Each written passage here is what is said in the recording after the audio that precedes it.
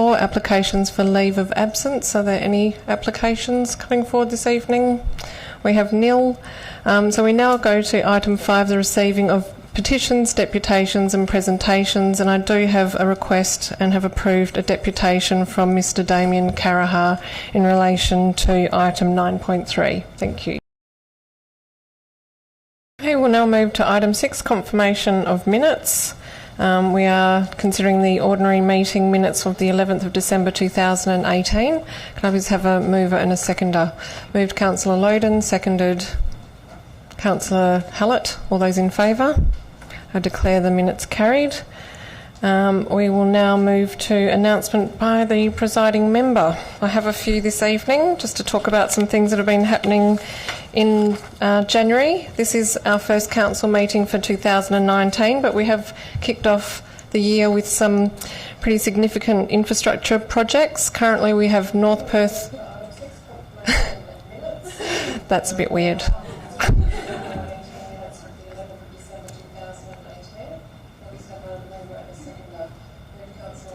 Just in case you needed a recap.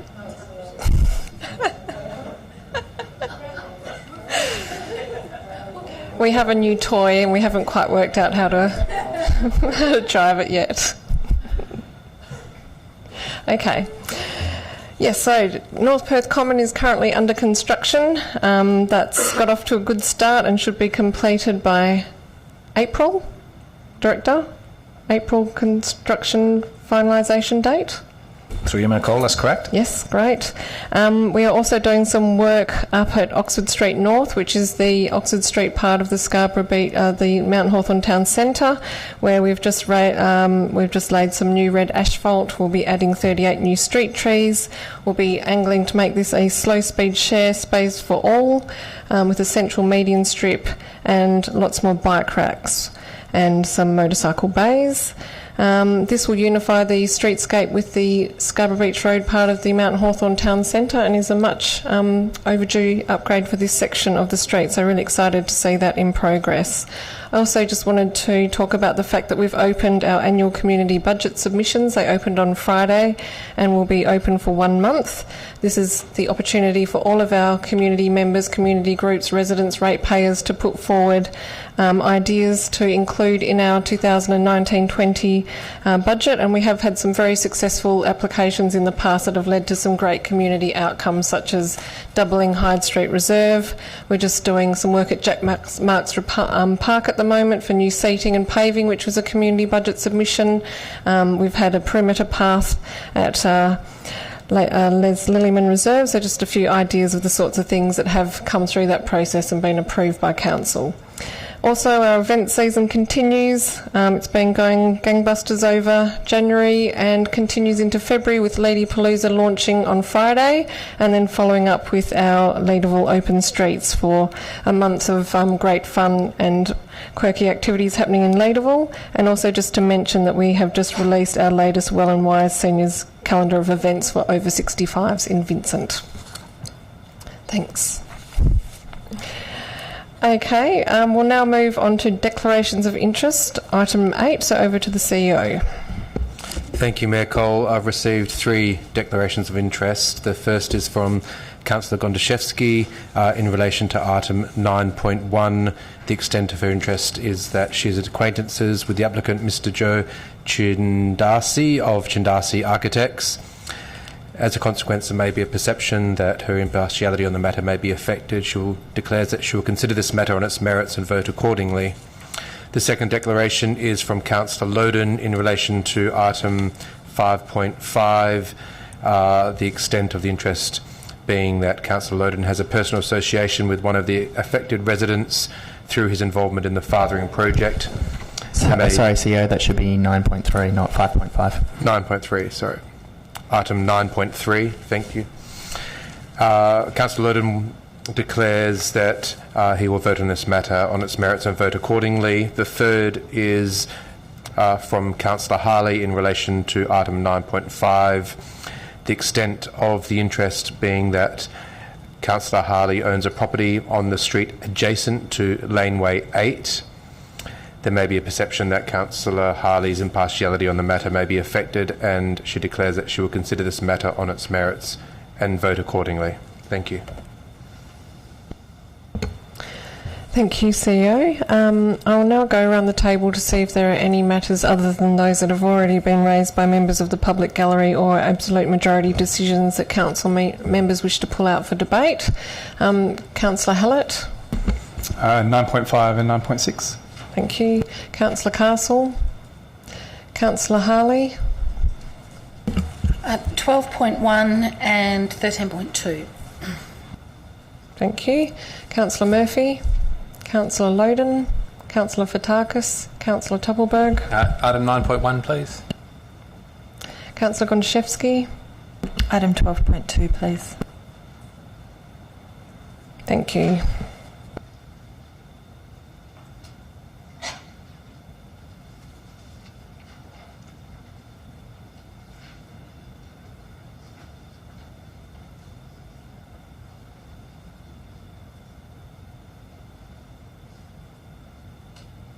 Through you, Mayor Cole, I'll read out the agenda items which are to be moved en bloc, which include item 9.2, item 9.4, item 9.7, item 10.1, item 11.1, item 11.2, item 11.3, item 11.5, 11.6, 13.1. Thank you, CEO. Could I please have a mover and seconder for the en bloc items? Move Councillor Harley, seconded Councillor Loden. All those in favour? I declare the en bloc items carried.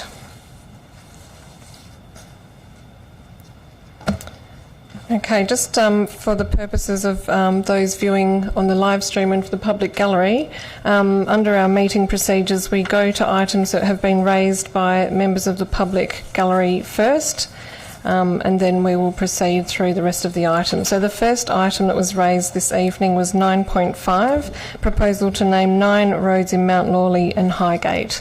Can I please have a mover and seconder for this item? Moved Councillor Murphy, seconded Councillor Hallett. Yes. Look, I think it's great to finally see this come to council. It's quite an exciting moment. There's a lot of interest in the community. The idea was from the community. It was heavily consulted with the community. I think the names that have come up tip their hat at cultural icons, Indigenous heritage, and other cultural aspects of along Beaufort Street. So I'm very happy to support this item. Congratulations, everyone involved. Councillor Hallett. Thank you. Yeah, I'm really pleased to have this come to council. I did just have a question if the acting director or stand-in director, manager, through the mayor could respond to, just in relation to the comments from the public gallery about the alignment between the consultation process of this project and whether that aligns with the council community consultation processes as aside from the Landgate ones.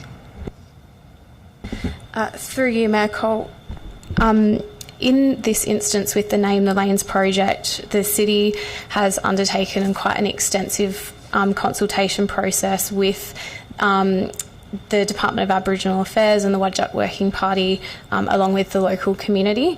There's been a lot of back and forth between these various parties, and for that reason, when the city contacted Landgate more recently, they indicated that the city is not required to do any further consultation on these specific names. So in that, because we've already kind of covered off the consultation process that would ordinarily be required under Landgate's policy. Sorry, just and a follow-up. Did that include, in that kind of back and forth, did it include the final list of proposed names? Through you, Mayor Cole, yes. Councillor Harley. Sorry, Councillor Topberg had a question before me. Oh, okay. Thank you. Councillor Toppelberg, you have the floor. Follow-up question. So just to be clear, anybody who lives within the required distance of these lanes has received notification that these lanes are intended to be changed to these names as part of the consultation process. So not that there was a pool of names, but the names that are being proposed for the naming, everyone who either owns or resides in those adjacent properties will know that those are the intended names through the process that we've followed thus far. Is that correct?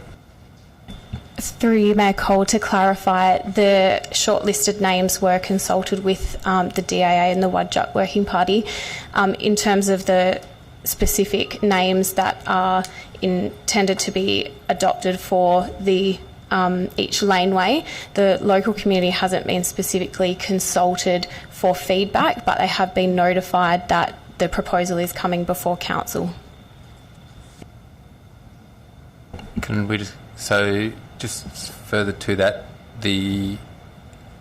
so they were told that the item was coming to council, but not what the actual names were. So and was that sent to landowners or to occupants? Through you, Mayor Cole, it was sent to both landowners and occupiers with the link to the item that includes all of the proposed names. Cool. All right. Just a further question, just through, I guess, to the CEO. There's a number of, in the shortlisted names, there's a number of comments that say the city will consider these names for a variety of reasons, mostly because the proximity, I think, of the suggestions wasn't near enough to the reason that was actually being proposed.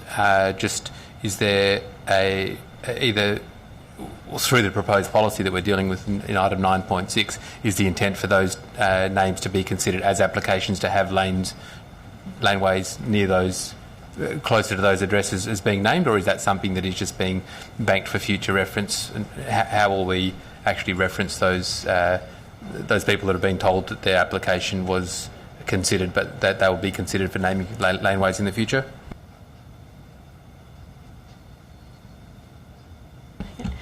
Through you, Mayor Cole, so there's probably two types of names that the city shortlisted but isn't able to use with the current laneways because there just simply isn't enough of them.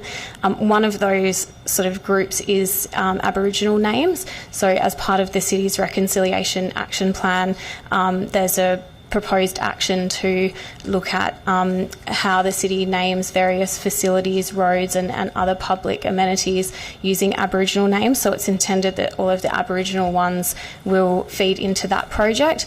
As for the other proposed names that were non-Aboriginal, there's a project in the corporate business plan, I think it's for 2021-22 financial year, to prepare a rights of way strategy for the city. I think at the moment we've got a large number of unnamed laneways, so it's proposed that those other names will be used in that project and shortlisted through that process where they have a specific relevance to a laneway that's in a different location. Thank you for that. And just for my clarity, so somebody who's suggested a name and given an address location, perhaps where the person resided or if it relates to a person's name, where they're told that will be considered at a later date, that's not then considered to be a separate application to name that a laneway closer to that. It's basically on ice until the city decides to name other laneways. Is that correct? Through you, Mayor Cole, it's will be considered as part of that broader project. Okay, and sorry, one final question as well. The notification about the item coming to council is a little bit different to what our consultation policy, if we've sent letters out to everybody, I'm also aware of the cost implications of doing something like that again. But what would be the imposition on the process if this was to be advertised, even if it was just to be online or otherwise, but to go to an advertising period in terms of gaining community consent, I suppose, rather than just identifying that the item is coming to council, given that the policy does call for the selected names to be consulted with the community? What would be the impact, time-wise or otherwise, on the city? Through you, Mayor Cole, if the council was of the view that the proposed names should be consulted on with the local community. We would need to put together a marketing communications package around what the proposed names are and request feedback. I'd say that would generally take a number of weeks working with our marketing team to prepare that sort of package, and then potentially around 28 days for the consultation to occur. Then we would need to understand the community sentiment around each of the names and bring a report back to council to explain what the community sentiment is around the proposed name, and it would be council's decision then to endorse the names and send them through to Landgate or an alternative process. Councillor Harley. Thank you, Mayor. Through you, Mayor, I've got a number of questions. While I absolutely applaud all the work that's gone into getting this to this point, I've got a number of concerns in regards to the inconsistency in regards to the shortlisting. I'm not sure why the inconsistency has occurred, but I just want to raise a couple of concerns. There were a couple of concerns raised in the gallery, which I share. So one of the concerns is in regards to the use of names of war veterans. I understand where the names are duplicated, particularly where they've already been used in the city of Vincent, although I understand duplicated names occur right across the state is not an overly big deal. But I don't understand why one war veteran gets a laneway and another war veteran doesn't. So I've actually do have a general concern about laneways being named after individuals for exactly this reason. There's inconsistency. I have no support whatsoever for laneways being named after current or ex-councillors or senior staff of council. In particular, I am opposed to that, and there's been some spectacular examples in other councils where the names and buildings named after individuals and that individuals ended up in jail and off come the signs within 24 hours. I don't think it's a good practice to name laneways or roads, actually, apart from Harley Street in Highgate, after individuals. But my concern actually really centres on the Aboriginal naming, and this is where I think DAA, and I'm not sure whether the Wadjuk Working Party group were part of this discussion. I don't believe the names ever came to the RAP committee. I don't believe this came to the shortlisting came to the RAP committee for input prior to going any further. But I'm very concerned about one Aboriginal name being ruled out and another Aboriginal name, which is completely generic, being acceptable as unique when they clearly are not unique, where, and Budja is one of those words that can apply anywhere. I wouldn't speak outside of Noongar country, but because I'm not sure of the other namings, but Budja is the word. That is what it is used right across Noongar country. And there are other names in there which are too generic. They do not represent the area. They have no connection. One of the words represents hit, kill, and I've lost it here, hit and kill. That's not a name we would want in a laneway. I'm not sure how that got shortlisted. So I am really reluctantly not going to support this. I would be happy to move a deferral motion for there to be some other discussion. I'm not sure if the process has gone too far. Perhaps I can ask that question through you, Mayor, whether this process has now gone too far for there to be any reflection or review or reconsideration of the shortlisted and finalised names, if that option is available. Through you, Mayor Cole, in terms of the process that the city's been through in engaging with the Aboriginal community, the city engaged with the Department of Aboriginal Affairs in relation to all of the naming proposals, and there were 3 members of the DAA, including an Aboriginal person who reviewed those names, attended a site visit, and provided their professional advice on the use of the names. In addition to that, the city met with the Wadjuk Working Party, and through that process, that group indicated that there was a preference for celebrating Aboriginal culture through other means, including potentially renaming more prominent assets or public places. And so based on that feedback, the administration considered that it would be appropriate to celebrate Aboriginal language with these laneway naming proposals and earmark that future project as part of the Reconciliation Action Plan so that we would be able to work with the Aboriginal community and stakeholders to ensure that Aboriginal culture is celebrated in the most appropriate way. In terms of your second question around whether it would be possible for the names to be reconsidered by the Aboriginal community, it would certainly be possible for council to do that, to defer the item and request that further consultation is conducted with the it's no longer the DA but the new department, and again with the Wadjuk Working Party, if that's what council members felt was needed. Continue following the question. Don't get me wrong, I'd happily name every laneway and street in the City of Vincent after an Aboriginal name. I've got no issues with that. Buildings, the whole lot, makes that would be a utopia in my view. That's really not the issue, I guess, that I'm trying to communicate.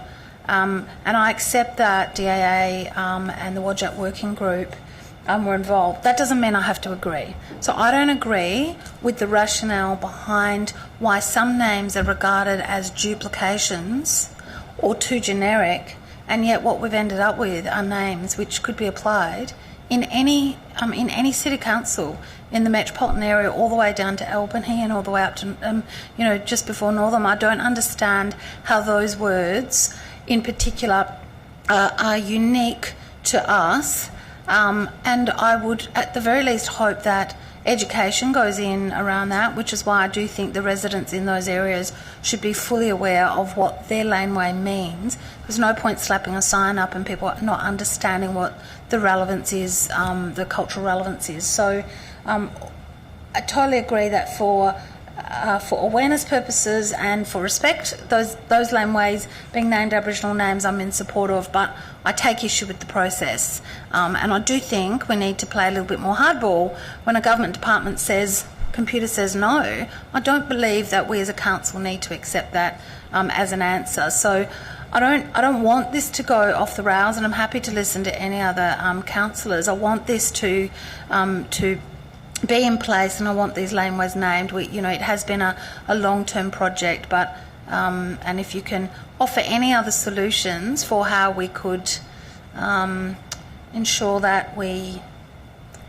at least make our views known about the inconsistency to DAA and about they need to get their house in order, but we as a council need to have a sound rationale for why some veterans got approved and why other veterans don't. If we're going to accept them in, I feel very uncomfortable picking one Gallipoli soldier over another. I have a high level of discomfort over that, and I think there is the potential to cause great offence. So anyway, happy to listen to other councillors. Councillors, any further comments? Look, I'll comment. There was an extensive consultation undertaken between the 29th of October 2015 and the 15th of January 2016, and while this was led in partnership with BSN, that consultation process was undertaken by the City of Vincent, and that process garnered 250 responses from the community, which is fantastic. It has taken 3 years to get to this point, or just over. That is something that we really do need to change. And I'd take the Manager of Policy and Places commentary on board around sensitivity of naming. I know that in our briefing notes talked about the fact that laneways were once waste collection alleyways, and that we are, as a council, looking to name sites of significance in the City of Vincent and to actually raise the profile of Aboriginal language, even those words that are quite well used. I think that in itself is not a bad thing, to try to actually embed some common language into our community is part of in my view, a step towards understanding Aboriginal language and becoming familiar with that language. So I take on board the comments received from the DAA and the Whadjuk Working Group in that respect. You know, we could re-advertise this, put it out there. I'm not suggesting for a moment that media attention replaces consultation, but it is interesting to note that this has been raised on 6PR. ABC Radio has been interested. It has been talked about. It's been in our local papers.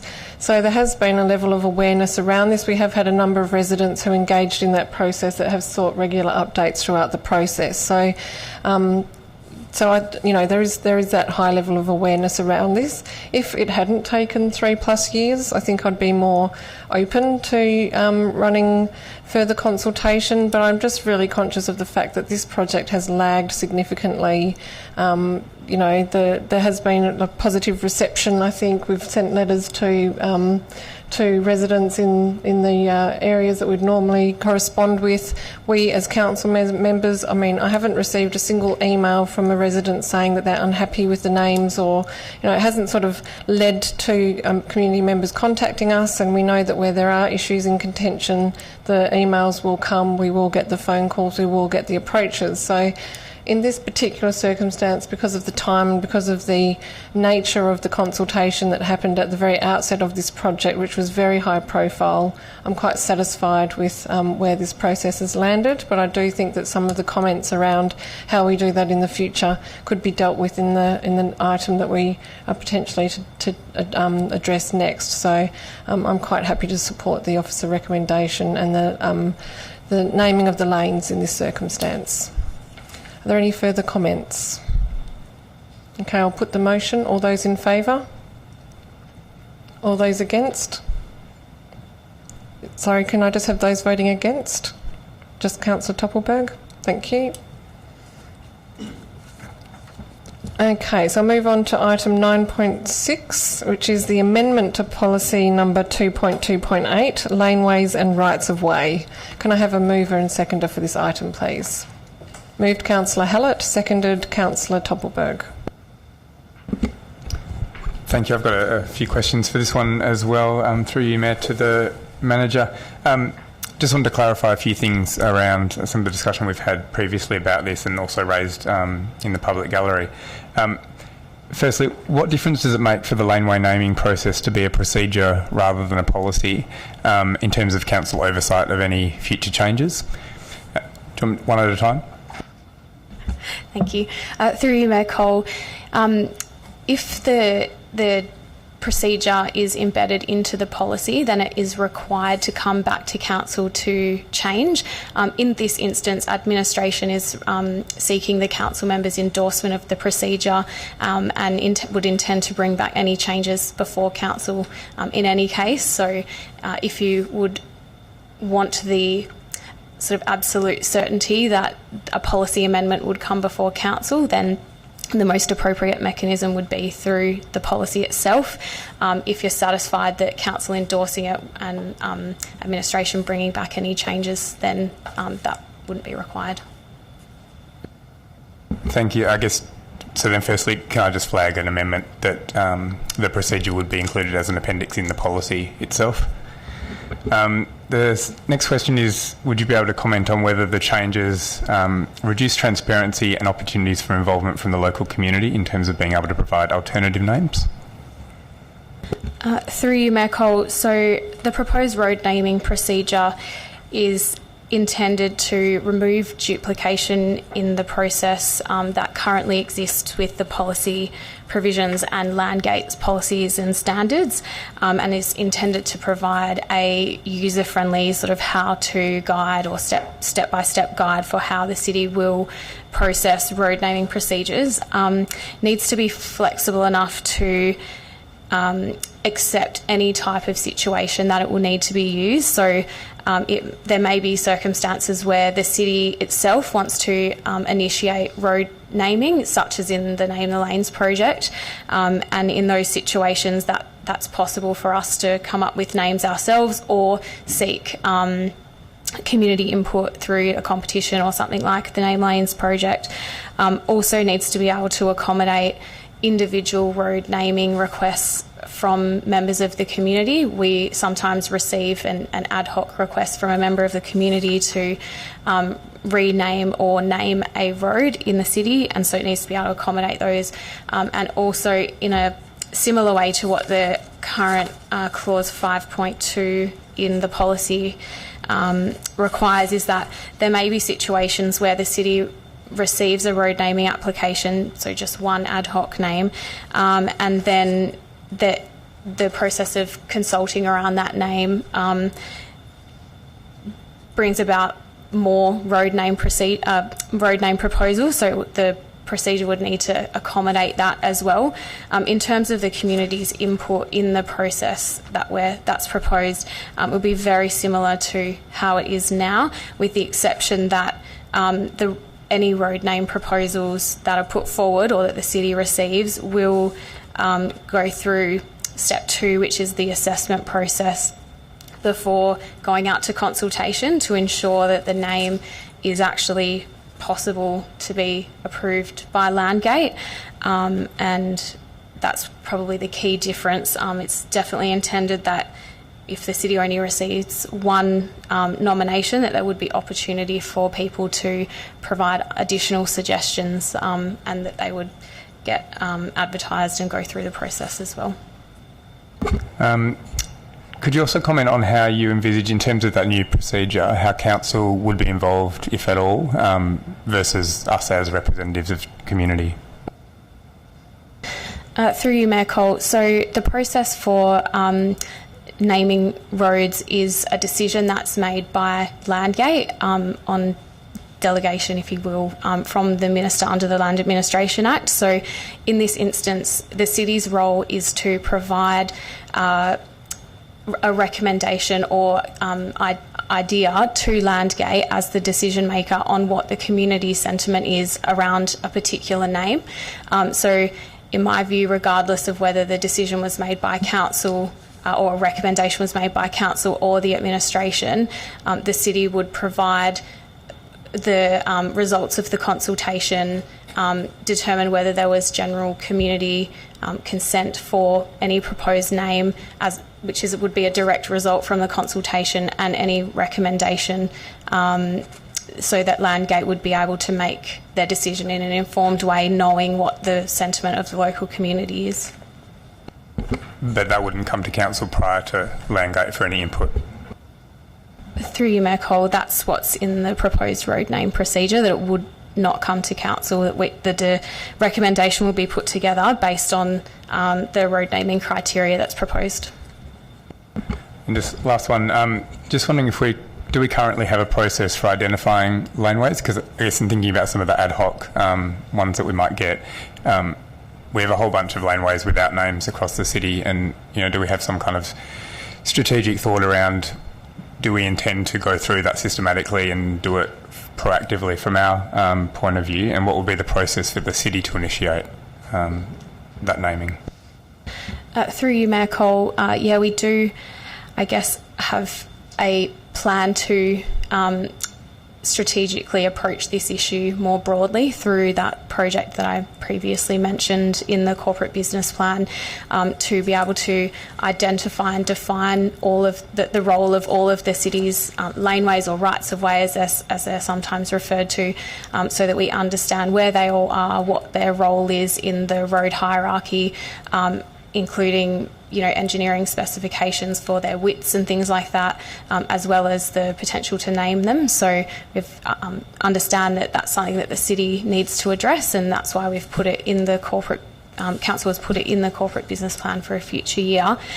In terms of if the city was to proactively put together naming of the roads or rights of way in the city that don't currently have names, we would follow the same procedure as it has been set out, in that we would just be the applicant or initiator of the proposal.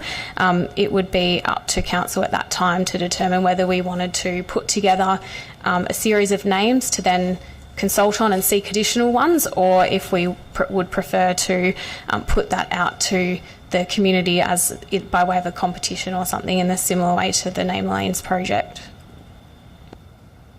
And maybe lastly, just in terms of that amendment, wondering if it might go under the point 3 around us endorsing the criteria in the procedure, and if we can just expand that to include and attach as part of the policy, and maybe just let that simmer and hear from other people. Councillor Tuppelberg. Thank you. So just a question through you to the manager. And I know it's an extreme example, but in theory, according to the procedure that's here, even though Councillor Harley, for example, has expressed her view in relation to naming of lanes after current or former councillors, according to this procedure, she could wake up one morning and be told Ros Harley Lane exists somewhere without any notification either to council or to her, because somebody wished to honour her contribution to council. So if that was given, in terms of procedurally, that is possible that could happen, because the advertising would take place outside of council process and only with the impacted parties, and no decision would come to council.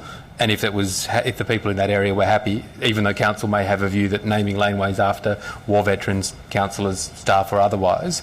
So I'm just clarifying that under the current procedure that is possible, or the proposed procedure. Through you, Mayor Cole, I believe that there's a requirement in Landgate's policy that does not allow naming of people. It has to be people who are deceased to be named after them. In the example, if it was War Veteran A as opposed to War Veteran B, if council had a view about naming of laneways in relation to war veterans, that wouldn't be that would have to be captured elsewhere in council decision making if this policy was to proceed as recommended. Is that correct? Through you, Mayor Cole, it could be put somewhere separately or could be embedded into the road naming criteria that's proposed if there's a particular view on, more specific view on types of names. Okay, so just I'm happy to let the debate go on, but I just think given that there's obviously some sensitivities in general, I think that given our recent example took us 3.5 years to get from the idea through to fruition, I don't think it's something that necessarily has to move that quickly, and I think that there's clearly, I would imagine there's enough interest from council that completely removing council from the decision-making process, it's not something that needs to happen quickly. I don't think there's any danger in it coming back. If the process took 6 months instead of 3 months in an ideal, or whatever it may be, I don't think there's any danger in that, but I do think that there is value in this group as the representatives of the community seeing names before they were sent out for consultation. So happily listen to the debate, but we'll foreshadow to defer the item to enable that to be reintroduced in the process. Councillor Harley. Thank you, Mayor. I concur. I think we need more time, and I would support a deferral motion if it comes up soon. I want to just ask a question. I actually don't support laneways being named after living or dead people. It's just my own personal view. I like to know the history of people. We don't know whether the people we're naming these lanes after have been convicted criminals, for example. I feel a level of discomfort about that, and then a level of discomfort about choosing one over the other. I think it's kind of all or nothing. It's either... so I'm not sure that we're going to be able to reach that that comfort zone in terms of how are we consistently applying something when we get, a number of names put before us. Who decides? I'm not that comfortable with it not coming before council. I do have some questions in regards to the road naming procedure. So just in regards to, there's a number of steps here. So in step 2, just for clarity, it says Southwest Aboriginal Land and Sea Council and or Wodjuk Working Party. I think we need to clarify exactly who we should be speaking with. I understood Wodjuk Working Party was a group formed under SWOLSC but has its own independence. So do we consult with SWOLSC and Wodjuk and get an opposing view, or do we only consult with one of them? I think we need clarity on that. But I also want to understand down in step 5, if community consent, what type of consent? Is this a vote? Is it a 50% plus 1? So I would like some clarity around what that means. And in step 5B, if the community consent is not achieved, the city will advertise the outcome and notify affected residents. But then what? Do we have a laneway that remains unnamed because the community don't agree with the name? Do we have another second, third, fourth, fifth bite at the cherry? I want to understand that part of the process and what becomes acceptable reasons for a community not accepting a name. So, for example, if we as a city, if we came up with a name which had gone through the Wadjut and DAA and every other group, and it was an Aboriginal name, and a group of residents adjacent to that laneway said we don't agree with that name, how do we as a city feel about that in terms of our priorities and raising awareness about Aboriginal language, etc.? So how do we manage that if we just can't get agreement from local residents who ultimately don't?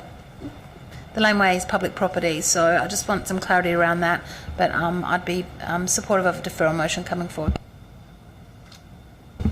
Councillors? Councillor Gondaszewski?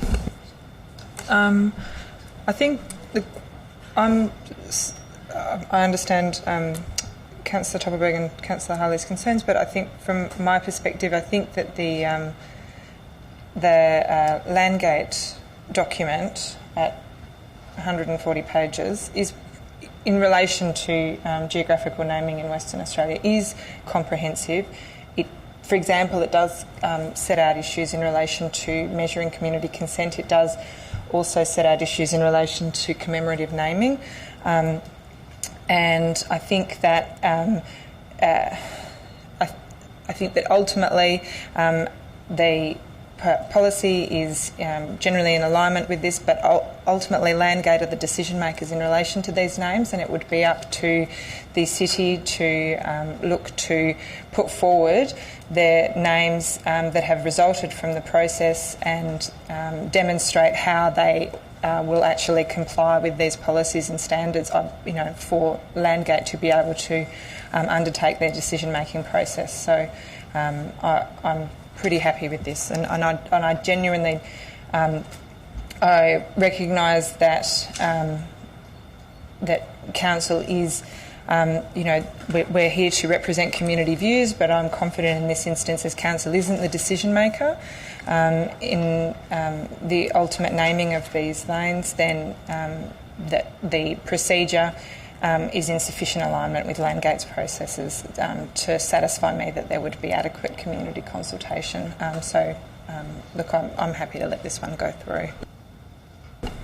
Can I ask a question? Sure. For you? Is it open for an individual to make an application or a request to Landgate to name a laneway without contacting the city? Through you, Mayor Cole, it's my understanding that all laneway naming proposals need to go through the process set out in Landgate's own policy in order for them to be able to make a decision.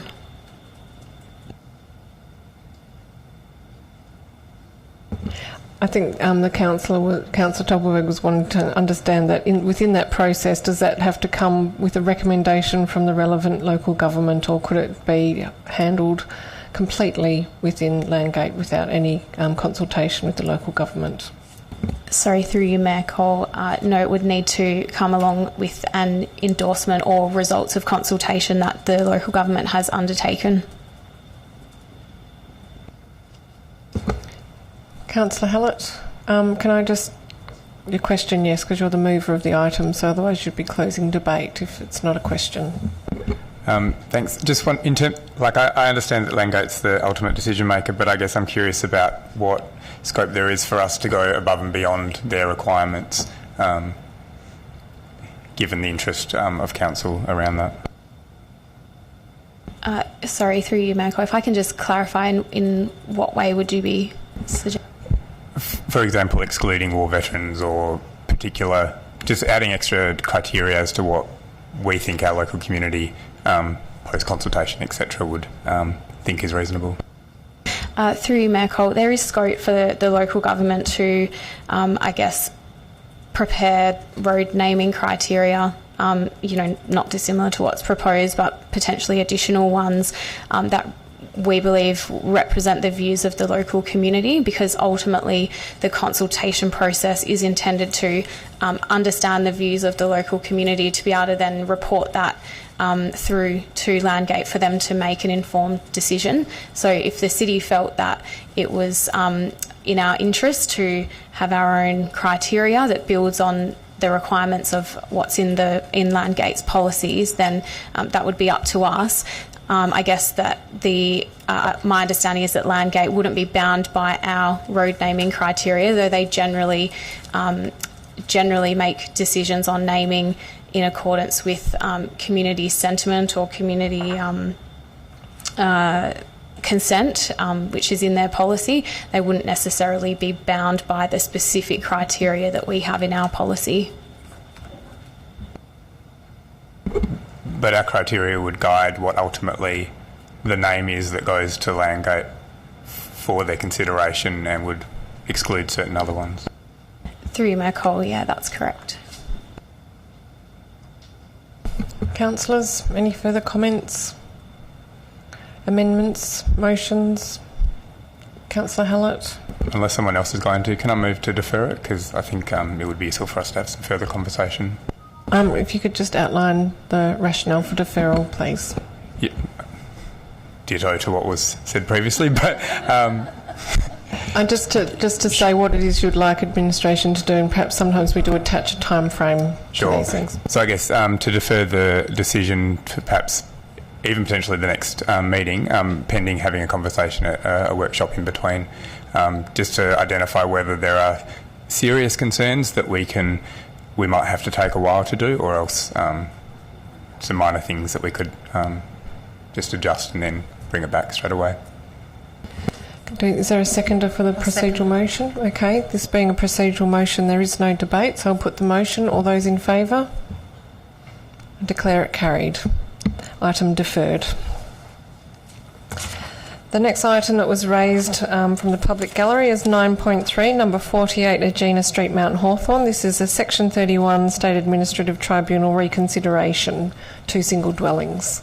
Can I have a mover and seconder for this item, please? Moved, Councillor Gontaszewski. Seconded, Councillor Totloden.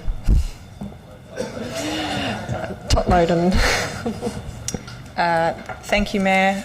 Look, I will be brief. I note there isn't proposed alternative recommendation on the table, so in terms of the item before us, I do not support the recommendation for approval and would gladly speak to an alternative should the opportunity be forthcoming. Councillor Loden. I'll also be brief. I do not support the officer recommendation and supportive of an alternative. I guess primarily because of bulk scale of the development. It is very dominating in that streetscape. There's also clearly challenges around landscaping and being able to fit the landscaping into the space without impacting the development. And this has impacts both on the southern neighbour and also to the residents in that streetscape as well. Councillors, any further comments? There being no further comments, I'll put the motion. All those in favour? All those against? I declare the motion lost. Is there an alternate motion? There is an alternate motion that has been provided via email. Councillor Gontaszewski, do you wish to put the motion? Can you please read out the motion? It's going to be a long one. That Council, in accordance with Section 31 of the State Administrative Tribunal Act 2004, the provisions of the City of Vincent Local Planning Scheme No. 2 and the Metropolitan Region Scheme, refuses the application for 2 single dwellings at number 48 and 48A, Lot 201, 202, excuse me, on DP 413236, Aegina Street, Mount Hawthorn, for the following reasons. 1, as a consequence of the bulk scale and dominating appearance of the proposed garages of the single houses, the proposed development A is not compatible with the established residential area in which it is located and is therefore inconsistent with an objective of the residential zone under the scheme. B is not compatible with its setting under Clause 67M of the deemed provisions in Schedule 2 of the Planning and Development Local Planning Schemes Regulations 2015, and C would have an adverse impact on the amenity of the locality, Clause 67N of the deemed provisions. 2.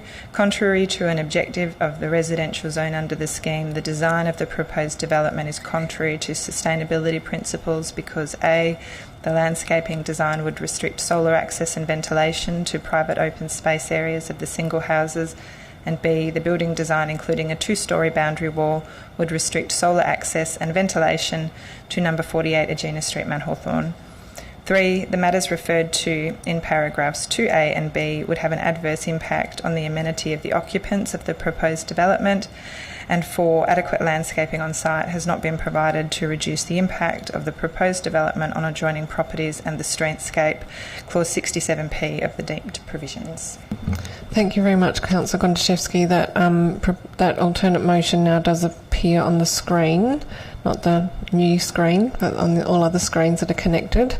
Is there a seconder for the alternate motion? Seconded, Councillor Loden. Councillor Gontaszewski, do you wish to speak to the motion? Yes. Look, just thank you to everyone that has spoken tonight and have participated in the consultation process relating to this application.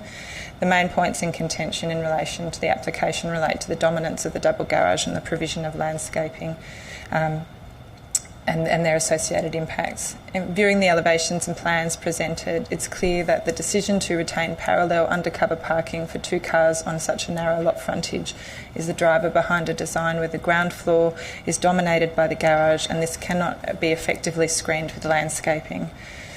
Landscaping on the site is concentrated to the rear, which, if planted according to the plans, would significantly impact solar access within the dwellings. And look, when considering an application for development approval, there are matters that are to be given due regard by Council, as set out in Clause 67 of the deemed provisions. State and local policy are relevant, but they're not the only matters that are to be referenced in our decision making. And I think the following, as set out in the alternative, are relevant to this decision. We're required to give due regard to the aims of our local planning scheme. And Local Planning Scheme 2 sets a clear vision for development in Vincent and aims to achieve high-quality urban design and sets objectives for each of our zones to deliver against the aims of our scheme. There is the objective that the amenity and character of the residential neighbourhood should be enhanced by ensuring that new development is compatible with established areas. The inclusion of the double garages on the narrow-fronted lots and associated impact on landscaping in the front setback is not compatible with the streetscape and does not enhance the amenity or character of the local area. The objectives also state that design that incorporates sustainability principles, including solar passive design, should be promoted and encouraged. There's significant overshadowing of the lot at 48 Agena Street by the proposed design of 48A. And additionally, the proposed landscaping in the rear setbacks would minimise access to natural light to the dwellings. We need to give due regard under Clause 67M of the deemed provisions to the compatibility of the development with its setting, including as referenced within the deputation, to including the relationship of the development on adjoining land in terms of bulk, scale and appearance. The lower floor design creates bulk that impacts the streetscape and is not ameliorated by the other design elements, particularly as the need to ensure access for 2 vehicles reduces the ability to incorporate landscaping elements that could soften the appearance of the dwellings.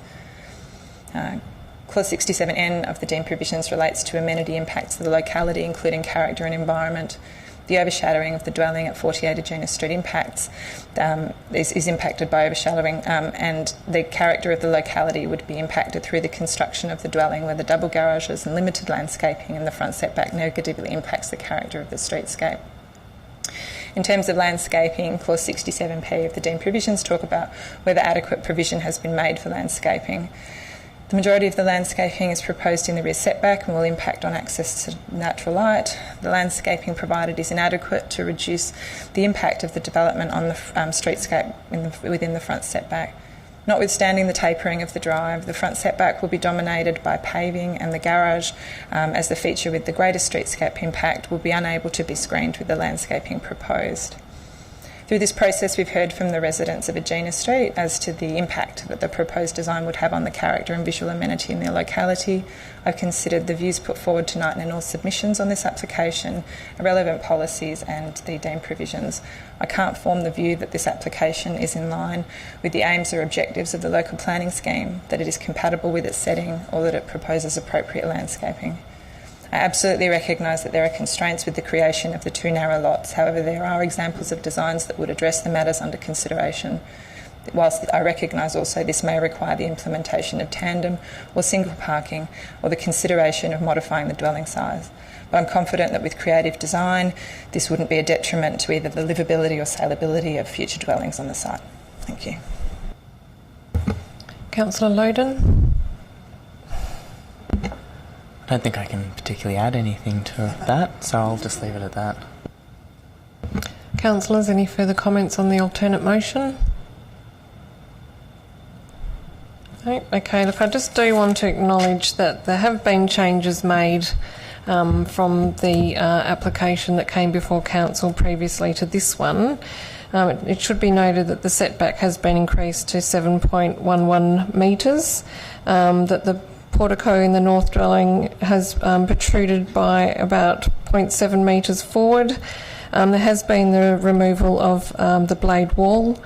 There's been an increase in face brick to the ground floor, and the garage doors do include semi-translucent inserts.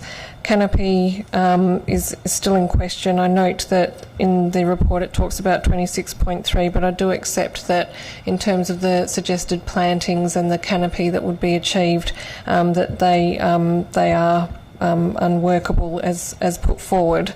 So when Council considered this issue, we looked at the garage, we looked at the street setback, and we looked at the canopy coverage. And I just also do want to note that I accept that 9.2.2 of the R codes and the application of the design principle is not something that Council is seeking to apply, and I do accept that that is not applicable in the circumstances. It's one of those things that if you took it down to the pub and had a discussion with a lay person, I think they'd really struggle to understand how or why that is the case. But we are not lay people. We are lay people, but we learn and we get technical advice, and I think in the room fully understands the reasons why 9.2.2 of the R codes does not apply and is not that it's not grounds for refusal in this particular matter. But we do have the ongoing issue of the dominance and width of the garage doors being approximately 75% of each lot, and we are dealing with 2 narrow frontages of 7.6 metres. And I think the question of Council really is that appropriate for a 2-car garage width? And Council is dealing with this particular issue this evening. I do accept the impact on landscaping and the what I would probably describe as an unachievable landscaping plan that has been put forward, and would hope that the applicant could consider a single garage or tandem parking in this situation with such a narrow frontage, and I think that would go a long way to dealing with the impact of bulk and scale, the impact of the double garages side by side, and the effect that has on canopy and landscaping. Under our own built form policy, I note that 5.8 of our built form policy does refer to garage widths and refers to the R codes, and I think that this is something that as a council we do need to consider further in consideration of the potential of more narrow lots and the prominence of double garage doors and what that will do to our established streetscapes in some of our suburbs such as Mount Hawthorn and North Perth. So that is certainly an issue that council does need to consider, and that this application I think has highlighted for council. So in short, I support the alternate recommendation. Is there any further comment? Okay, I'll put it. All those in favour? I declare the motion carried.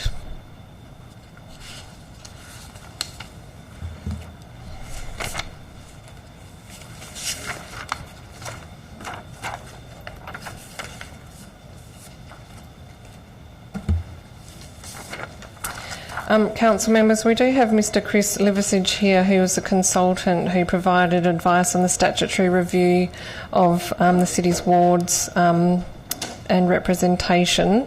So if you would bear with me, I'd like to bring forward item 11.7 so that if there are any questions of Mr Liversidge, we can ask them and then he's free to go home. So that item that we'll now be dealing with is 11.7, statutory review of the city's wards and representation, consideration of submissions and recommendation to the LGAB, and this is an absolute majority decision. Moved Councillor Toppelberg, seconded Councillor Loden. Thank you, Mayor Cole. I think that supportive of the officer recommendation and of Mr Liversidge getting to go home early. I also just wanted to note I did have a conversation with the Mayor earlier in the week in relation to this, or late last week, and I think that whilst I'm comfortable with the officer recommendation, I think that as we move forward, and if you look at the timeline for these reviews, that at some point that those anomalies potentially in the population, if planning outcomes are achieved as they are planned for, will actually give rise to some issues, and just flagging that at a future date, I think that would probably be best served potentially by a population growth plan that could sit somewhere in our corporate business plan, that could sit between now and our next review, that encompassed a whole lot of issues. So that could be public open space, it could be a whole lot of issues, but actually looking at what our development outcomes that are potentially achievable through the scheme and what is actually being achieved, and looking at managing that population growth so that we have a plan moving forward, so that I would imagine that sometime before the next review we would have community engagement and involvement already, in understanding if there was a change of representation needed to better reflect population growth. Councillor Loden. Thank you. I also support the officer recommendation and agree with Councillor Toppelberg's comments. I expect that when we sit down in 4 years' time, we will have to change the boundaries, because we will no longer be within the margins that are permitted in terms of North and South Ward, and because of that growth of population that's occurring in the South Ward, compare it in proportion to the North Ward. So, it'd be interesting to see what happens. Councillors, any further comments? Look, I'll just comment that whilst we didn't have huge numbers of respondents, I thought 44 wasn't too bad, considering that this isn't the sort of issue that sometimes really strikes a chord with people. So I didn't think that was, when we consider some of the responses we've had on some of our premier documents that and strategies that people in the community really do engage with, I thought that wasn't too bad. Some of the key comments that did come out, while they were very diverse in the feedback, the key comments that came through was there seemed to be a consensus that there shouldn't be an increase in the number of council members, and that one theme that did seem to come through, other than with no change being the more popular at this particular point in time, the second most popular was grouping suburbs together in a north-south orientation, and I think that did really set up some future directions for council to consider. I would probably say that I'd like to do for the council, if we're still around, if I'm still around, that we do this a bit more further away from a council election, so that if we do decide to go with that grouping of suburbs together, we actually have a longer lead-in time to really advertise that to the community and engage, and to actually say this, because it is a reasonably significant change.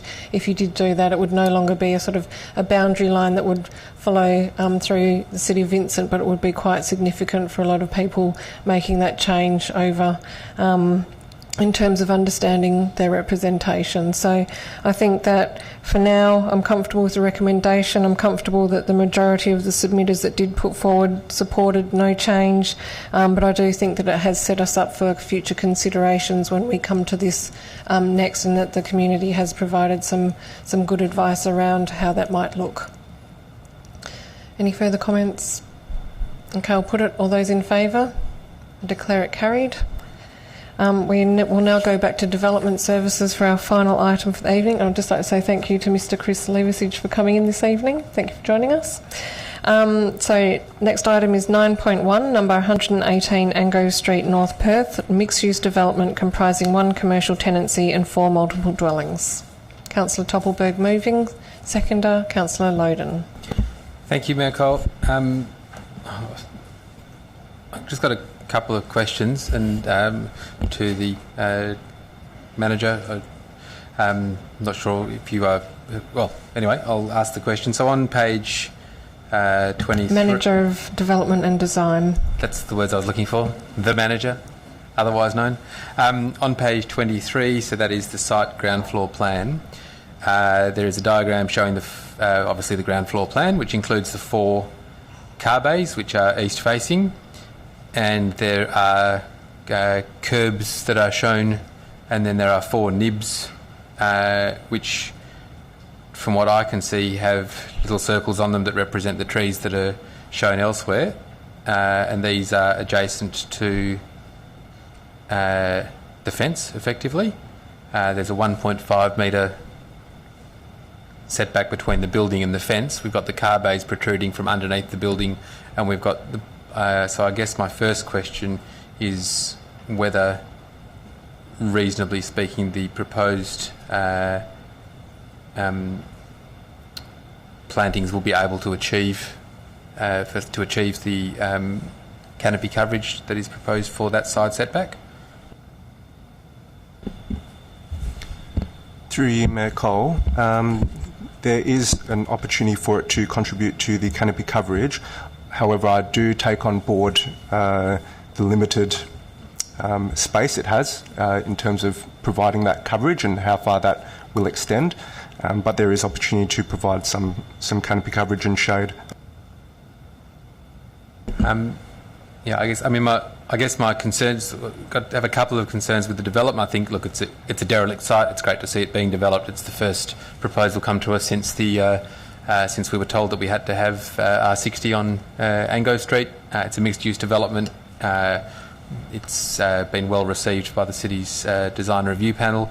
I do just want to make note of a couple of things, and that is that 4 stories is allowable on the site, and even though that is, we have a 3-storey development before us, we still have a more than 20% increase in the plot ratio.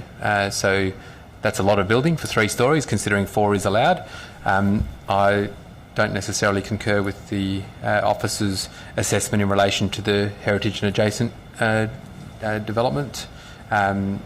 Particularly in that there is nil setback being provided, and whilst I do accept that the road is angled in a almost southeasterly direction, and the development does propose to go, there is that sort of angled frontage which does provide some views through to the heritage property, given that it's set back from what I can see probably 4 metres. I don't think it necessarily complies with that element of the policy, and I think that because we've squeezed a lot of building onto it, and probably the telling image for me, sorry for jumping around here, but the telling perspective or image for me is on page 31 at the top, where you can actually see the cars poking out underneath. So that perspective immediately adjacent to the heritage property will be 4 struggling to grow trees because they're up against a fence and in those little nibs, and the bonnets of 4 vehicles that'll be parked underneath, which I don't necessarily think is the vision for the area, but I'll listen to debate if there is any. But I do have some concerns that we have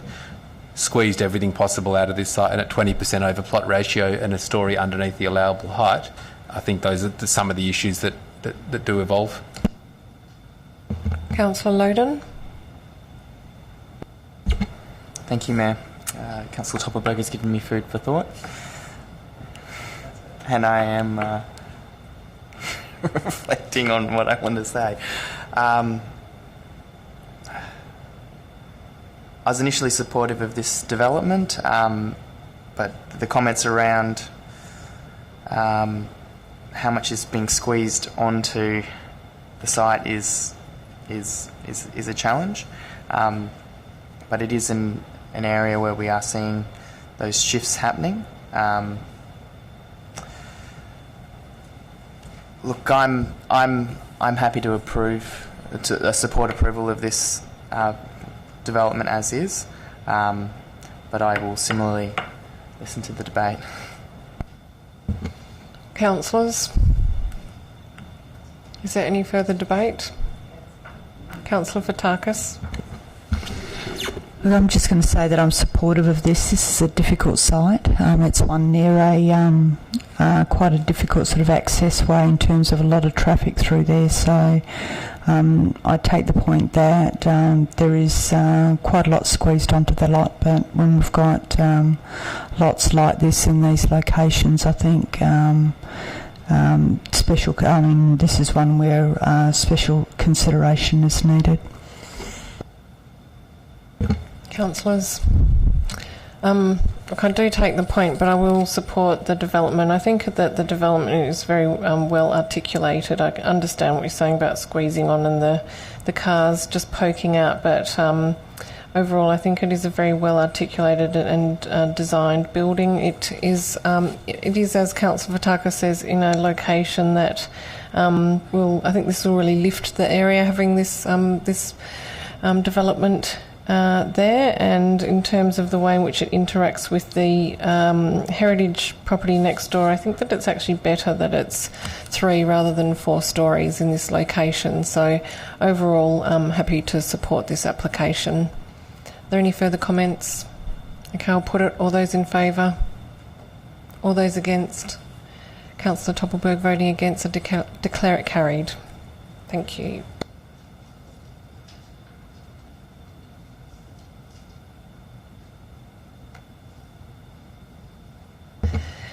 Next item is 11.4, City of Vincent Ordinary Election 2019, appointment of Electoral Commissioner to conduct the election by postal vote. This is an absolute majority decision. Can I have a mover, please?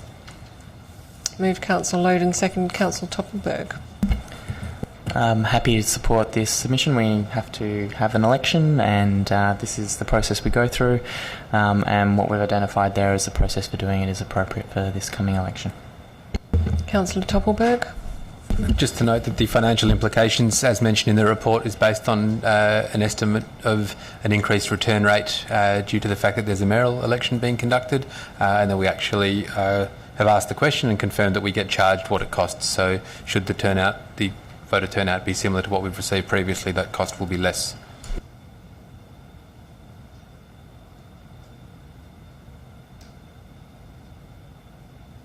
Are you... Yeah.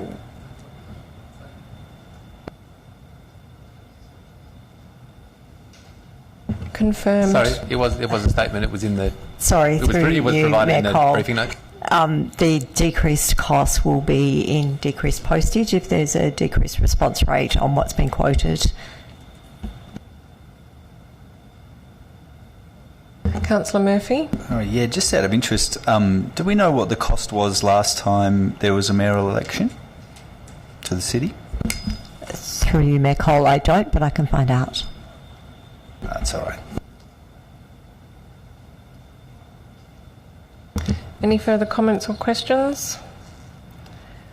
I'm just looking at the rate of return for last election.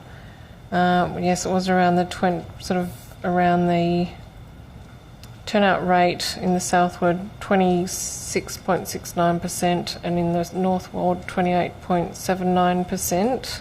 That was at the last ordinary election. And then the extraordinary election in October 2019, the turnout was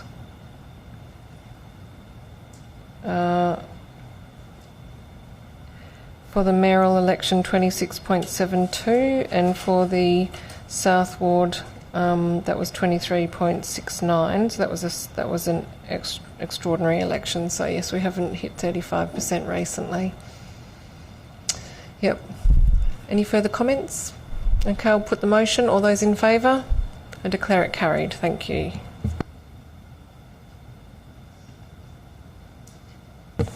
Okay, that brings us to item 12.1, amended use of Les Lillyman Reserve by Subiaco Football Club. Moved, Councillor Harley, seconded, Councillor Gondaszewski. Thank you, Mayor. Through you, I just want to ask a couple of questions, because I just want to shape up an amendment to this. At the briefing, one of the issues we discussed was the basis of this request by the club was to increase the use of women's teams. It was embedded in the report on one of the pages, and my request was that the recommendation be amended to reflect that the increased usage was to reflect increased women's usage. It's not been included in the recommendation, so I just want to understand, is my recollection correct? Because I was...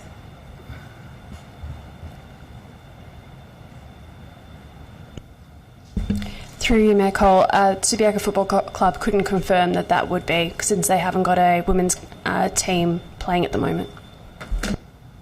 So just, I guess by way of comment to that, it was part and parcel of the brief last week and the rationale, and so I'm a bit confused about why it was raised last week as a basis for supporting the increased usage, but Subiaco can't confirm. So I just need that clarified so I'm not going completely crazy.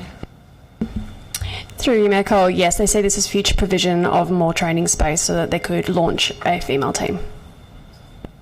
Future provision. Okay, no worries. Okay. So I just want to ask a question about why administration are requesting that the delegation and the ongoing management, on obviously administration manages Les Lillyman as it does all parks and reserves. I just want to understand the rationale for requesting that the delegation for future use, which I assume means increased use, and potential full delegation back to administration for determination of what other groups may be using the reserve. I need to understand from administration why that's being requested of council. Through you, Mayor Cole, it's my understanding that the intention is to bring Leslie Lehman Reserve into align with all of our other sporting reserves, and due to the past history and decisions and the MOU, it's been a bit of an anomaly. Sorry, can I just clarify again? So with all of our other reserves, so I'll just give an example of Britannia, for example. So at the moment, if a club wants to, just say Subi Club wanted to go to Britannia and use the reserve there, is that decided by admin or does it come to council? Or would one of the local clubs, say the cricket club, if they wanted to increase their usage by 2 nights a week, does that come to council or is admin the determiner? Through you, Mayor Cole, administration will make that decision based on bookable hours. I'm really surprised to hear that, because these are quite often controversial matters. So I'm really supportive of the Subi Football Club amending their use, but I'm concerned to hear that an increase in Les Lillyman or any other park could occur via administration. So, for example, the Subi Club could be increased to 5 nights a week and that not come back to council. I think that given the strong focus we have on our parks and our green spaces, and that a strong commitment to these spaces being shared for both formal and informal recreation, dog users, dog walkers, a whole range of things, I'm really concerned by that, and I would like to ask whether this is a time-bound request or whether whether we could go back and discuss this as a council, the policy, because I wasn't aware that admin made all these decisions until just now. My bad, but it's caught me off guard. Can I have an answer, please, as to how time-bound this request is? Because I do support the increased usage, but I'm concerned about the delegation. My understanding is that Subiaco Football Club, through Mayor Cole, Subiaco Football Club are seeking this additional use prior to their winter training season. So could I potentially make a suggestion, Councillor Harley, that potentially clause 2 could be deleted? That's another way forward. Thank you, Mayor. So I'm going to move an amendment to delete clause 2, clause 3.5 and clause 4, all of which deal with the matters of delegations and usage being determined, increased usage, etc., being determined.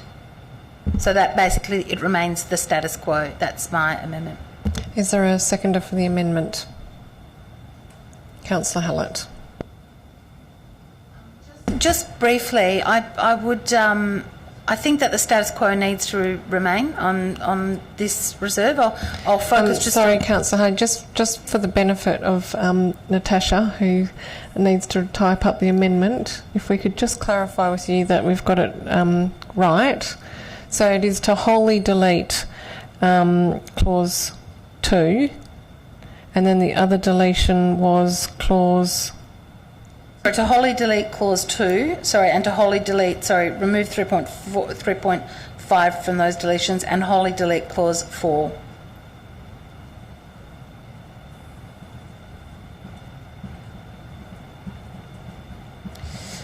And I'll explain why. Can I just query Councillor Councillor Harley, sorry, I'm merging the names tonight.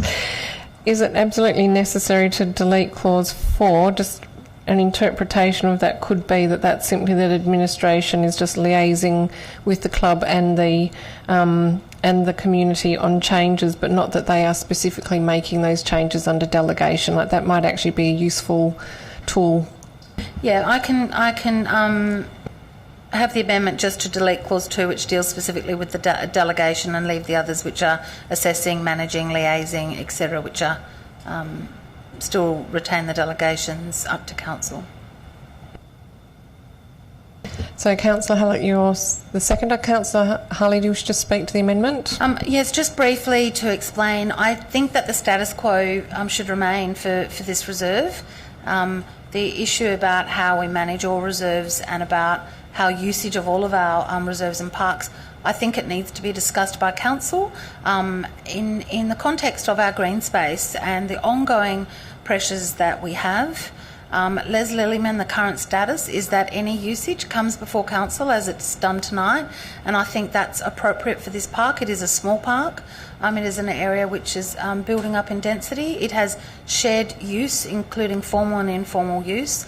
It is an odd-shaped park in terms of the hills, etc., and is bounded by a particularly busy street. So I do think it's appropriate that any increased usage of Les Lillyman or changes, for example, the inclusion of another club taking 2 nights, etc., should come back to council for us to properly consider the impact on the community.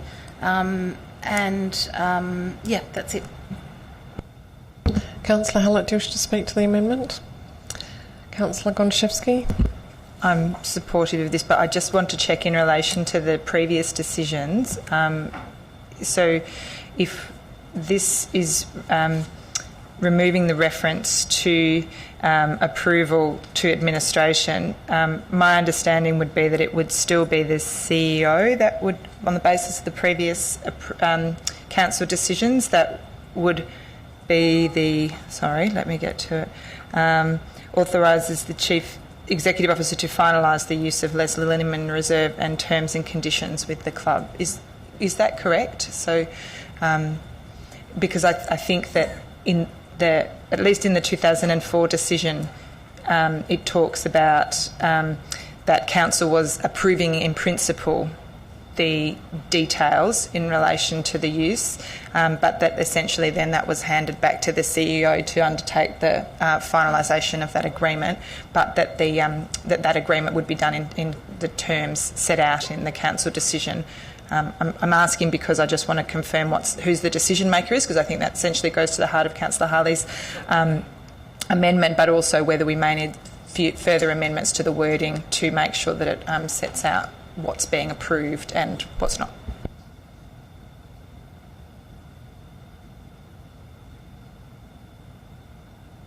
Through you, Mayor Cole, just to respond to the question, if there was any substantive change in the terms of the details of the agreement to what Council's approving or considering tonight, then we'd bring that back to Council.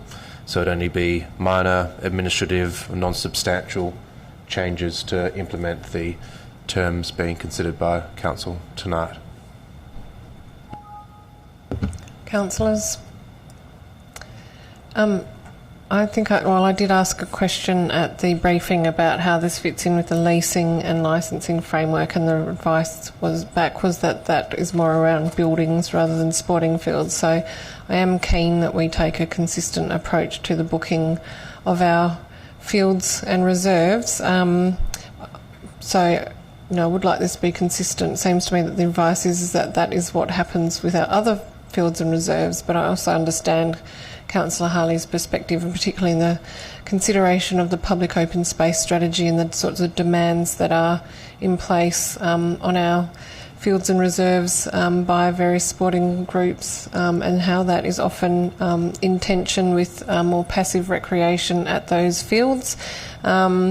So whilst I would like to sort of revisit this from a much more comprehensive and holistic perspective on how we treat bookings of fields and reserves more holistically with our sporting fields on this particular matter, I'm happy to support the amendment, but I would also like to have that broader discussion about booking of and hiring of reserves more broadly.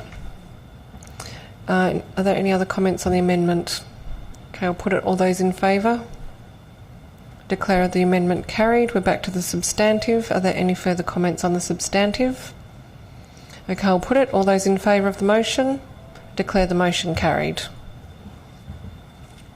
That brings us to item 12.2, an update on the notice of motion from Councillor Susan Gontaszewski, strategies to improve participation and accessibility by women and girls at the City of Vincent Sports Grounds and associated facilities.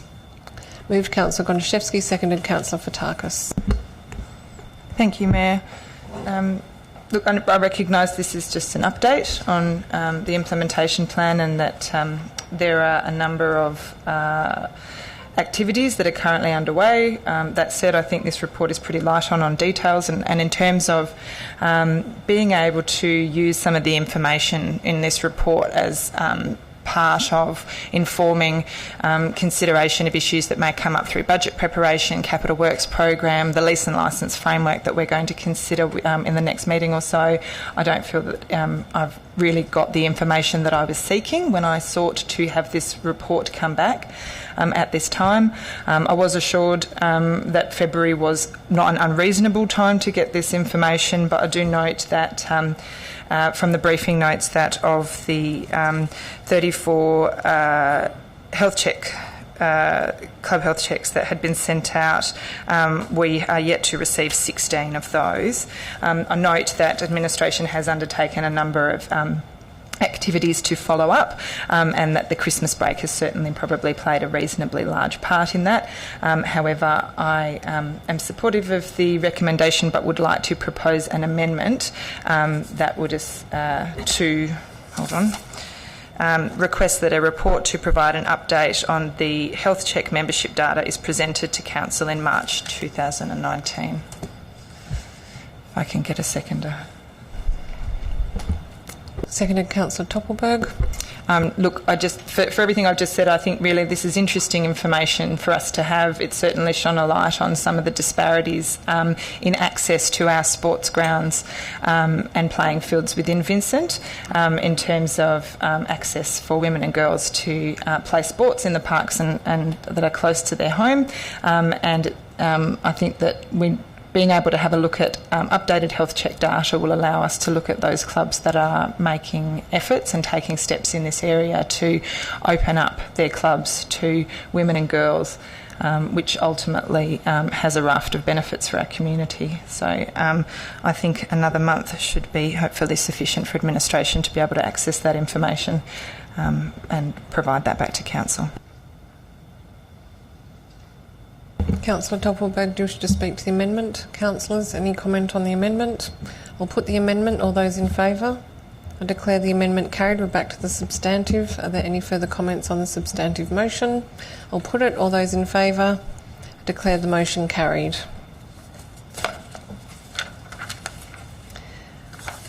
That brings us to the last item for the evening. The report is number 13.2, Inner City Council's Memorandum of Understanding. Moved by Councillor Gontaszewski, seconded by Councillor Murphy. Thank you, Mayor. I'm supportive of this. I understand that within our strategic community plan there are a number of references to working with other local governments. I think that endorsing in principle this draft memorandum of understanding for the Inner City Mayors Group will allow us to take some steps in starting to have some conversations that will allow us to deliver against some of those outcomes from our strategic community plans. Councillor Murphy? Yeah, I was really excited to see this initiative actually. I think that I've had many conversations with our constituents, and we've had many conversations as a council actually about collaborating with our neighbouring councils, and I think that people would like to see more of that and less of working in silos. I actually really loved the remit and modern approach. I welcome the cohesive approach to improve attractiveness and visitorship to our inner city district to help support businesses and vitality. I don't actually believe that we can solely rely on state government tourism initiatives for this, as they have a very broad remit to sell the state, not necessarily the inner city. I really love the idea of joint advocacy with councils advocating for certain issues that may forward our collective interests. I really loved... Councillor Murphy, I'm just going to say that the MOU is still a confidential document to all councils take this through the process. So whilst it's okay to refer to the intent and the material, or the actual... But I wouldn't quote directly from the MOU, please. All right, no problem. Well, I would just say I'm fully supportive. I think that the possibilities around such an agreement are numerous, and the benefits to our ratepayers are extensive. So it's a big yes from me, and congratulations to whoever's brought it to us. It's great. Councillor Harley? Thank you. I'm not going to be supporting this MOU. While I support the broad principles of collaboration with neighbouring councils and councils that are not even joining us, shared outcomes, communities of interest, I don't support this being documented in this way. And I will do my best not to quote from this document. I raise issues that this document is actually confidential at this point. I believe in this case, in my case, it will stifle what I want to say. And I'd be interested to know whether this is going to come back to council at all in any form. I just want to, outline some of the concerns that I have, and I will say that I acknowledge that part of this is based on history with. Going back to the days of, they want us, they don't want us, they want us, they don't want us, left, right, out, the whole lot. So I do have, I think, some residual post-traumatic stress from that big campaign. We won and then whatever. So I have concerns that council look invisible in this document. I see it as an administrative document. I understand that their mem is raised, maybe raised in some parts of it. I have some concerns about any badging of the brand. I note that there are some notes in here next to one particular area that I've got most concern with. I am concerned about any branding that would put us into a capital letters type of regional location. I don't believe that is in keeping with our community. In City Vincent, we have a very strong identity with our suburbs, right down to our precincts, right down to our roads, and the City of Vincent is used by real estate agents to sell and market this particular location. I am very concerned that we could in any forum be referred through an MOU with our council agreement as some type of central Perth brand. I think that subsumes part of our identity. I guess part of my concern, it's a little trigger for me to see the City of Perth logo on a document which is purporting to be a joint document. I have concerns about who's going to speak on our behalf. I have concern about The strategic objectives which are going to be pursued, I understood our strategic objectives were included in our corporate business plan, in our strategic community plan, even in our budget process, and in our community consultation and getting direction from our community and what they want from us strategically as a council. Obviously, some of our other strategic objectives are set within legislative frameworks. And obviously, the Local Government Act itself provides a strong framework for that. There is nothing in here that cannot be done already. Absolutely nothing. We're having a William Street Lantern Festival, for example. We've had joint discussions with the City of Perth. You can shake your head, Councillor, but if you could just hear me out. We've had joint discussions with neighbouring councils about certain small land parcel swaps, about doing joint festivals.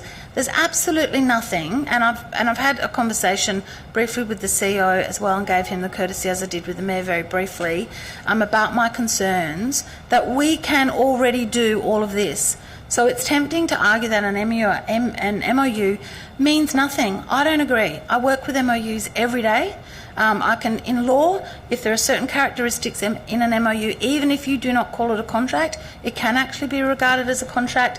So I've got a number of concerns about this, and I don't know if it needs more discussion, if that is something that the Mayor and the CEO would be open to, or if we're up against a hard time frame. But in its current form, I don't support this, and I believe this document should be out in the public domain, and that we should, if it is going to be about our strategic objectives, about our brand, and about having a joint branding with other councils, I believe that is something our community have a right to be engaged with and to be consulted on. I think it goes against the spirit of who we are as a city, that this document, that we are required to keep it confidential. So the first our people know is a media release with capital letters, for example, if we were to be branded as Central Perth. I don't think it's acceptable. So I would like to have more time in between now and then. In its current form, I won't support it. If there was some cutting off of those edges and some more visibility for us as a council, who are ultimately the decision makers over the strategic objectives, then I think that would be a more acceptable form of words for an MOU. And if there's anything you believe, CEO, through the Mayor, that could be done to have some further discussion to address some of those concerns, which I know the administration already have some concerns over on some of the points that I've made, I would welcome your advice and feedback on that, but at this stage I won't be supporting it. Councillors, any further comments? Oliver, I'll speak to it. In terms of branding, I understand that there's a City of Perth logo on here. I think the intention was that each organisation would then add their logo to it, so that this was supposed to gather logos as it went. There's no intention for this to go out with a City of Perth logo like that in isolation. In terms of branding, there's talk about enhancing the brand objectives and strategic outcomes of each organisation. So it's really about us as separate entities, but as local governments in the inner city area. It's not about having a particular branding exercise for this particular exercise or MOU. From my perspective, this is a document that actually gives form to some of the commitments and priorities that we've made in our strategic community plan, and it goes to really deal with things like under our accessible city priority, we talk about partnering with others, including local governments and the state government, to advocate for improved transport networks. We talk about under connected community, partnering with support services and surrounding local governments to proactively address homelessness, social isolation and disadvantage. And when you go to the back of our strategic community plan and we talk about the community decision-making criteria under efficiency, again we talk about partnering with other local governments and state government agencies, reducing red tape, providing greater access to knowledge. So for me, this MOU, which is non-binding, does set some parameters and give some purpose to those priorities under our strategic community plan. We have situations where we have town teams across cross boundaries, and we've had a situation where that hasn't always been easy for them to work with the different local governments that they come across.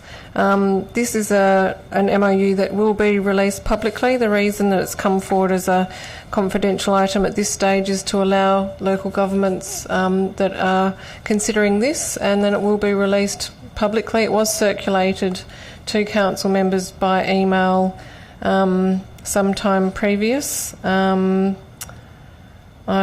can't quite find the email, but I'm happy to, if I have a bit more time, find the email that I sent out, which was circulated sometime to give notice to council members and to give an opportunity to provide comment well in advance of this being part of this council meeting. Basically, the MOU is an opportunity to see where we wish to work together. It doesn't have to be that all councils do everything together. It's not having an impact on our autonomy or our decision making. There are key issues that we've identified around transport.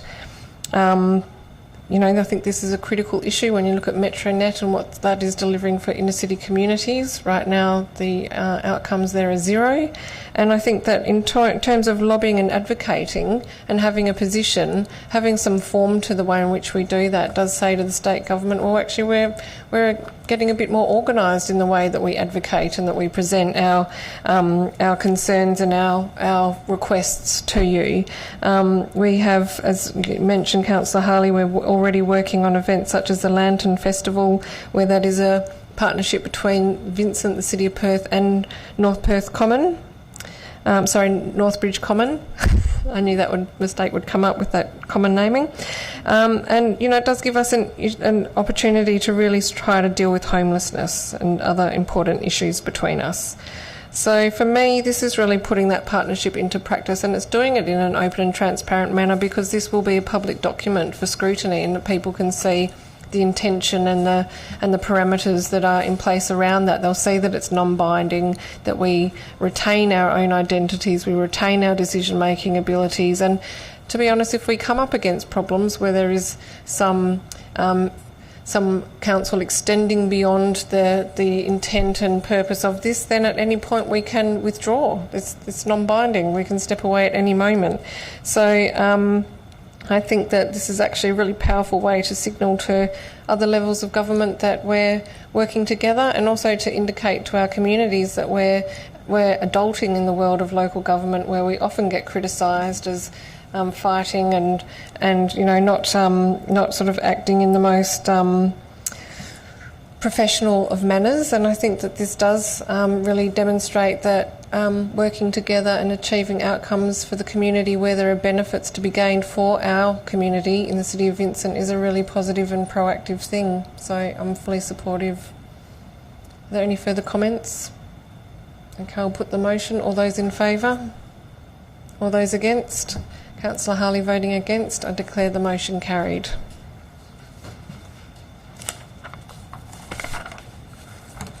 There being no other business before Council this evening, I declare the meeting closed at 8:03.